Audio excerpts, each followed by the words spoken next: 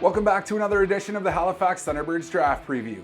Today we take a closer look at Brampton, Ontario's Jake Boudreau, a player who's proven himself capable of being able to do it all. Offense, defense, transition, Boudreau can excel wherever you put him on the floor. He's a player with athleticism, smarts, and skill, so don't count on a versatile player like this being available for very long come draft night. This is the 2019 Ontario Junior A Transition Player of the Year. So right there, it shows enough that he is a guy that can score from the back end and move the ball up the floor.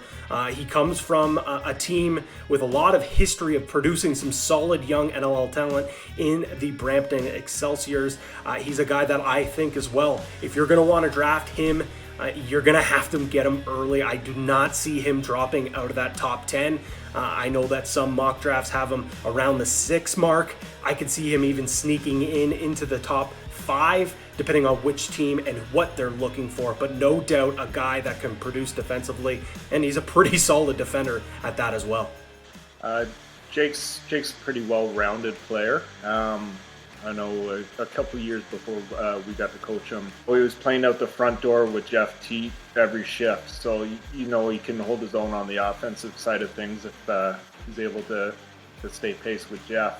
When the new coaching staff took over the Junior A group, he requested to run out the back door, actually. So he ran out the back door with us, and I mean, he was a stud back there. Like, we could have ran him every shift. He's great in transition, makes good decisions. You can't keep him off the floor. I know as soon as we got knocked out of playoffs, the majors called him right back up to play O again. So, like I said, he's well-rounded. He can play at both ends. He doesn't seem to run out of gas. He's in great shape. There's a lot of good things to say about him.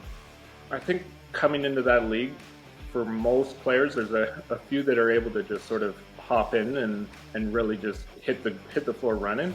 The size and speed of the game in the NLL is the biggest hurdle. But he's a good athlete. He's got a good frame on him. I think it'll be a short transition for him where he's contributing pretty regularly to any team.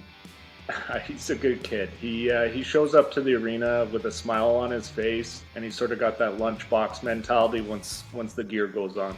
So he's all business. He's all hard work once the gear goes on. He's gritty. He's an awesome kid.